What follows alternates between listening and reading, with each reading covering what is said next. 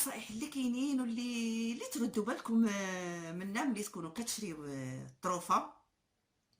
يعني ماشي اي وحده تمشي تشوف العرارم وتشوف الطروفه هيدا فوق بعضهم، سواء بالكيلو سواء بالطروفه، وديك تجوق عليهم. بعض المرات ديك الجوقه هي اللي كدهش الانسان وصافي. شحال ما قال لكم نتوما غتعطيو له؟ لا. السلام عليكم بنات، كيف نتوما؟ لاباس عليكم؟ بخير؟ كنتمنى تكونوا بخير وعلى خير وصحه جيده وانتم كتشوفوا هذا الفيديو. اليوم ان شاء الله غادي نعطيكم بعض النصائح وبعض الحاجات اللي تردوا بالكم منها قبل ما تمشيو تشريو الطروفه او بالكيلو. الناس اللي ما عندهمش خبره وخصهم يمشيو يشريو تاود الطروفه او الكيلو، بعض الحاجات اللي يردوا بالهم منهم. اول حاجه نعرفوها، هاد الطروفه اللي كيتباعوا بالكيلو ولا هيدا الطروفه منين كيجيو؟ هاد الطروفه هادو كيجيو من بجوج الحاجات. اما كيجيو من المعامل، سواء المعامل اللي كيخدموا داخل المغرب، يعني كيكونوا لوكال، الحويجات هنايا اللي كيتباعوا هنايا، او المعامل اللي كيدفعوا على برا، كيكونوا الحوايج ديالهم دليكسبور. كيشطوا لهم، كيفصلوا الحويجات، وملي كيشطوا لهم ديك التوابات هادوك كيخرجوهم كيبيعوهم بالكيلو او بالطروفه. بالنسبه لهاد الطروفه هادو كاين اللي فيهم، كاين اللي كيكونوا د المعامل د ليكسبور. دابا هنا في طنجه كاين معامل اللي كيخيطوا الحوايج ليكسبور، وملي كيشطوا لهم ديك الطروفه كيخرجوهم من الكاسابراطه، وكيكون الثمن ديالو مناسب بالنسبه للكاليتي ديال الثوب، لان غالبا هاد الطروفه هادو او هاد النوعيه ديال الثوب هادو كيكونوا د ليكسبور، كيكونوا النوعيه ديالهم او الكاليتي ديالهم كتكون مزيانه ممتازه. كاين نوع اخر د الطروفه اللي كيجيبوهم او المحلات اللي كيبيعوا توابط بالمترو والحوانت، ملي كيشطوا لهم ديك الطروفه كيبداو كيبيعوا بالمترو للناس، 3 مترو 2 مترو على حسب كل وحده شنو بغات. ملي كيشطوا لهم واحد في الاخر درولو كيبقى لهم واحد الطرف كيكون فيه اما مترو ربع مترو ونص نص مترو على حسب، كيخرجوهم حتى هما كيبيعوهم هيداك بالطروفه. اذا عرفنا دابا هاد الطروفه هادو ملي كيجيو. بالنسبه للنصائح او الحاجات اللي خصكم تردوا بالكم ليلى، خصوصا الناس اللي ما كيكونش عندهم تجربه، غير كيسمعوا الثوب الطروفه والثوب الكيلو كيكون رخيص، صافي كيمشيو كيهزوا ديك الطروفه وكيشريوهم باش ما كان وكيف ما كانوا ديك الطروفه. بالنسبه للنصائح، اول نصيحه غادي نعطيكم بالنسبه للتوابات اللي كيكونوا كيتباعوا في المحلات. انا غادي نقول لكم كيفاش تعرفوهم بانهم كيتباعوا بالمحلات. كتمشي عند موالين داك اللي كيبيعوا ديك الطروفه هادوك، كتهز الطرف، اما كيوزنوا لك بالمترو، اما كيبقى كيهزوا هيدا بغير عينو، وكيبقى هو كيكون عارف يعني الميتراج شحال فيه، كيكون عارف عنده خبره، فهمتوني؟ وديك التوابات اصلا نتوما كتكونوا شفتوهم في الرولوس، خصكم تكونوا عملتوا دويره على المحلات. انا وقعت لي واحد النهار كيهز ديك الطرف ديال الثوب، كيقول لك مثلا 30 درهم المترو. انا وقعت لي واحد التوير كان مزيون، وعملت دوره على المحلات، ومن بعد شفت ديك الطروفه هيدا قلت راه نشوف اذا كان هذا الثوب هذا رخيص يعني مزيان. انا اصلا ديجا عارفه شحال كيعمل الثمن ديالو، وعارفه ان اصلا انه كيتباع في الحوانت. هزيت انا داك الطرف هذاك كان فيه واقيلا شي مترو ونص، هزيتو قلت له شحال هذا الطرف هذا؟ هو هزو عملوا هيدا بعينو، كما قلت لكم هما عارفين الميتراج، وحتى انا اصلا عارفه المترو شحال فيه. جا هو قال لي 45 درهم. قلت له علاش حسبتي له؟ قال لي 30 درهم. وديك الساعه نعت لي هيدا الحانوت ديالو، المحل تما عنده، هو كيبيع غير مع الباب، عنده المحل وكيبيع ديك الطرفه عنده مع الباب. قال لي راه هو اصلا عندي 30 درهم المترو. قلت له علاش 30 درهم؟ حيت هو قال لي 45 درهم نحسبوا لك. قلت له علاش شحال حسبتي له؟ قال لي 30 درهم المترو. قلت له بزاف. جا هو قال لي ها هو في البياسه عندي 30 درهم المترو عامل له. شوفوا البنات، اذا كنت انا غنشري من البياسه ما غنمشيش انا نشري ديك الثوب الطرف، فهمتوني؟ البياسه غادي نشوف انا الالوان هما شنو عاملين.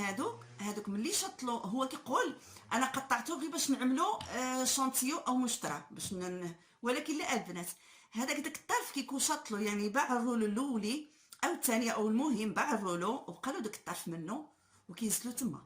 هادوك الطروف اللي كيبقاو لهم كما كنقولوا ربحوا اللي ربحوا في داك الرولو ديالهم. هذاك بقى له. كاين الناس اللي عندهم المعارف ديالهم او الخياطات، يعني كاين اللي عندهم الخياطات معرفه او عائله او المهم كيعطيو لهم ديك الطروفه باطل. كاين اللي كيخرجوا عاوتاني ديك الطروفه كيعملوا لهم واحد الثمن اللي هو بسيط، وحتى اللي كتشري كتستافد. كيكون واحد الثمن اللي ناقص بزاف على المترو كينزلوهم تما. ولكن هاد النوع هذا اللي كما قلت لكم خصكم تردوا بالكم منه.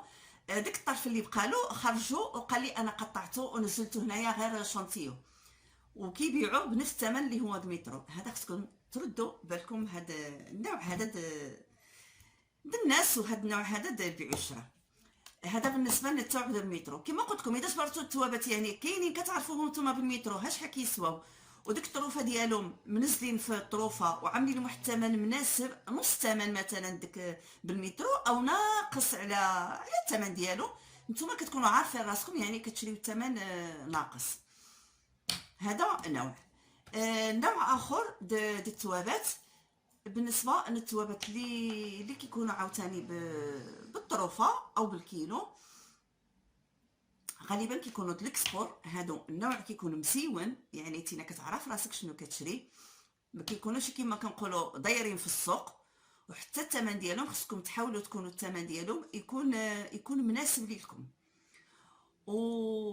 والثمن مثلا ملي كتهزوا الطرف مثلا نفس القضيه بالنسبه للتو اللي كيتباع في المحلات. يعني ملي تهزوا الطرف في يداكم يكون فيه مثلا متر ونص، خص يقول لكم شي ثمن اللي هو اذا كان الطرف مزيون وباقي مكمول والطرف مزيون ويكون واخا نقولوا حنا مثلا نفس الثمن اللي في المحل، ولكن داك التو كيكون ديكسبور كيكون جوده عاليه.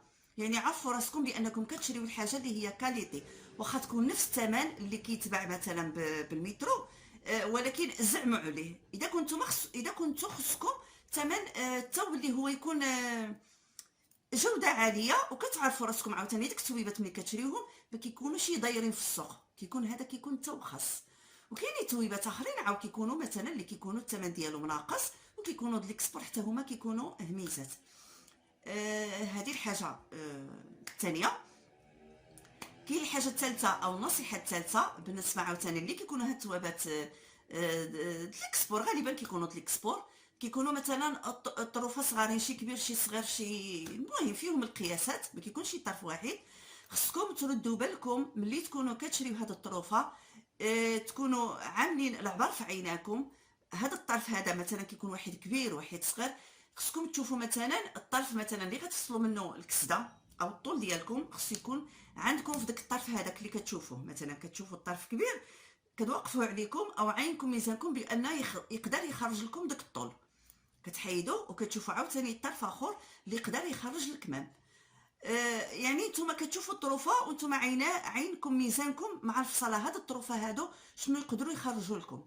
ماشي مثلا الطروفه كيكونوا صغارين فيهم 60 سنتيم 50 سنتيم والطروفه مثلا بزاف، هادو غير حيدوا منهم لان ما غاديش يخرجوا لكم الطروفه.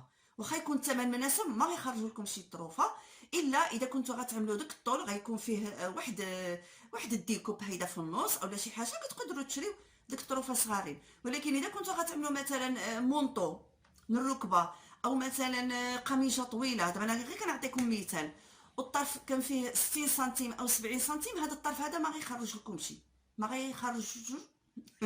غيخرجكم شي. المهم يعني دائما ردوا بالكم وانتم كتشريو هاد الطروفه. تقدروا مثلا تشوفوا الثوب الصغير وتقلبوه. المهم نتوما عينكم ميزانكم واش ديك الطول ديالو غادي يخرج لكم الطول اللي بغيتو، او اذا قلبتوه مثلا واش يخرج لكم ديك الطول اللي بغيتو. اذا كنتو غتعملوا واحد الديكوب واش ديك الطروفه اللي غتعملوا الديكوب الفوق والتحت واش هما كاينين في ديك الطروفه، الطول لكم واش كاين ديك الطروفه. المهم دائما تردوا بالكم الطروفه اللي كتشوفوا كيتباعوا سواء طروفه او بالكيلو، واش غادي يخرج لكم داك الموديل اللي بغيتو نتوما. حتى بالكيلو اذا كانوا بالكيلو عاود نفس الشيء، عاود كتهز ديك الطروفه هادوك وكتشوف عينك ميزانك او كتعبر عليك الطول اللي بغيتي. هذه النصيحه اخرى بالنسبه تردوا بالكم يعني العباره ديال الطروفه.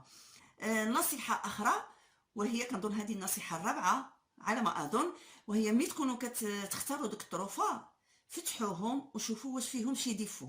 واخا يبانوا لكم الطروفه كبارين يقدروا يعملوا لكم الطول، ولكن ملي كتفتحوهم كتجبروا فيهم شي ديفو، اما كيكون مثلا شي ديفو الكراسه ديك الزيت او شي حاجه، شي طبايع اللي نتوما ما ضامنينش واش غادي يتحيدوا ولا لا معتصبين.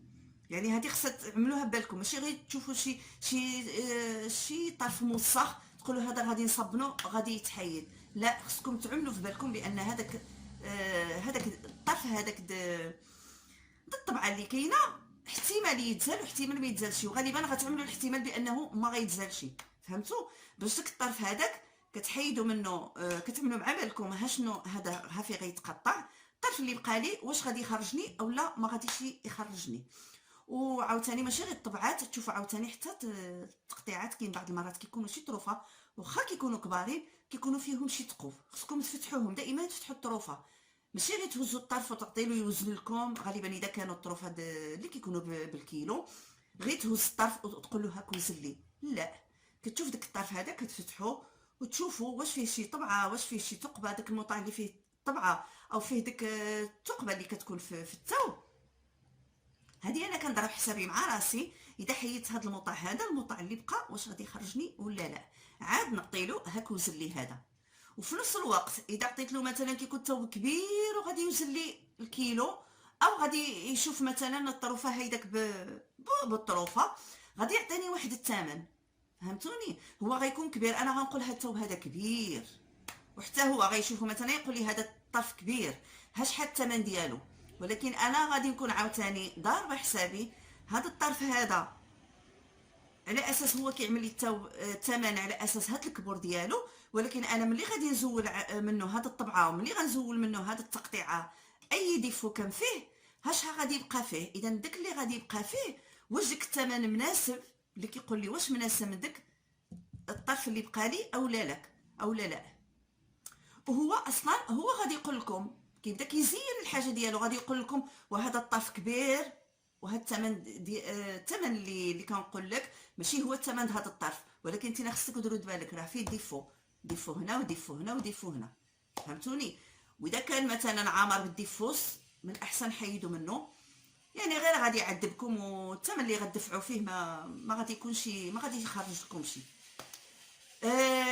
الا اذا كانوا شي طبيبات كما كنقول لكم دائما هميسات اللي نتوما اصلا غير تحيدوا منهم شي طريفات غتخرجوا منهم شي بياسات صغارين، او غتزوقوا بهم بياسات كبارين، غتزوقوا بهم اما شي بندات في الكمام، اما شي جيام. مهم هادو تقدروا تزعموا عليهم، ولكن دائما الثمن يكون مناسب.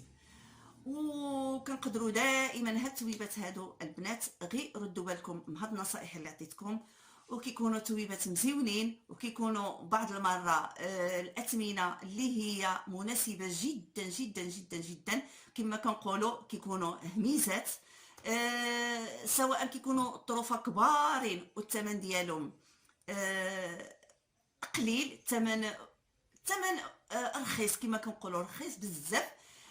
سبق لي انا شريت مثلا الثوب واحد النوع ديال الثوب فحال فالنتينو، داك نوع الساتان اللي كيكون ثقيل، واحد الطرف كان فيه 2 متر لارو يعني متر 75، الطرف كامل هيداك على بعضياته باعوا لي كنظن شي 25 درهم، يعني الثمن رخيص بزاف. هذاك الثوب كيعمل 40 درهم 40 درهم المترو، يعني اذا عملنا له غير متر ونص كتجي 60 درهم، اما هذا 2 متر لارو يعني الثمن ديالو غادي يكون 65 درهم، وانا اصلا باعوا لي ب 25 درهم. هذا باش باعوا لي الثمن مزيون. كيكونوا عاوتاني هذا الثوب عادي نقدروا نجبروه بالمترو في الرولوس، ولكن الهميزه ديالو انه رخيص. هذا نوع د الثوب. الانواع اخرين اللي كيكونوا كما قلنا كيكونوا مثلا عاوتاني دليكسبور، كنقدروا نشريوهم بواحد الثمن رخيص، واخا يكونوا التويبات القياسات ديالهم صغيورين، كيكونوا غير طروفه، ولكن نقدروا نخرجوا منهم بياسات صغارين، وكيكون الثمن مناسب جدا، وديك البياسه اللي غادي نخرجوا منها ما تجبرش ديك الثوب كاين بالمترو في المحلات. وكاينين بعض التوابات اللي كيكونوا طريفات صغار، سواء كانوا دليكسبور سواء كانوا التوابات اللي كيتباعوا بالمترو، كيكونوا توابات اللي كيكونوا غاليين بزاف، سواء بحال التوابات اللي كيعملوا بهم داك لي غوب صواغي، كيعملوا بهم الباسيت كاشوط، كيكون داك الثوب 200 درهم 250 درهم، المهم على حسب، كاين 120 درهم، المهم 100 درهم الفوق. ولكن ملي كيبقاو داك الطروفه صغارين كيخرجوهم كيتباعوا، كتبان غير طريفات صغارين فيهم 4 متر، هادو مثلا كيكونوا غير شطهم شي في صاله ولا الله اعلم، المهم كيكونوا غير طريفات صغارين، وكيكون الثمن ديالهم رخيص، كيكون رخيص اذا جبرتوه رخيص.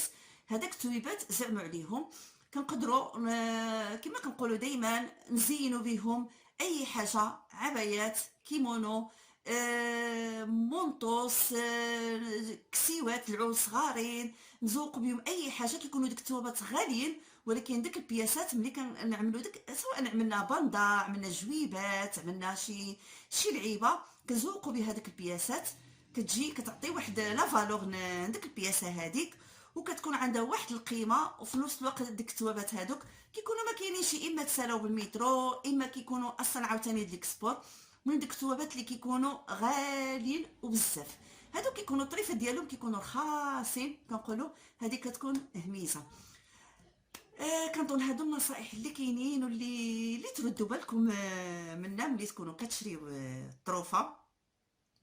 يعني ماشي اي وحده تمشي تشوف العرارم وتشوف الطروفه هيدا فوق بعضهم، سواء بالكيلو سواء بالطروفه، وديك تجوق عليهم. بعض المرات ديك الجوقه هي اللي كدهش الانسان وصافي. شحال ما قال لكم نتوما غتعطيو له؟ لا، دائما هاد النصائح اللي قلت لكم ردوا بالكم، ويكون عندكم نتوما كتشوفوا الطروفه وانتوما كتضربوا حسابكم مع راسكم، كتضربوا القياسات اللي بغيتوا تعملوا بهم، كتضربوا الحساب من الثمن، اي حاجه كتشوفوا الديفوس واش كاينين ولا لا، عاد تزعموا وتوكلوا على الله. وكنظن هذه هي النصائح اللي تردوا بالكم منها. ما عرفتي واش نسيت شي نصيحه ولا لا. المهم اذا تفكرت شي نصيحه اخرى نقدر ندخلها في شي فيديو اخر. وكنتمنى هاد النصائح تكونوا استفدتوا منها، ويكون فيديو مفيد، ونتلاقى معكم فيديو جديد ان شاء الله. الى اللقاء ومع السلامه.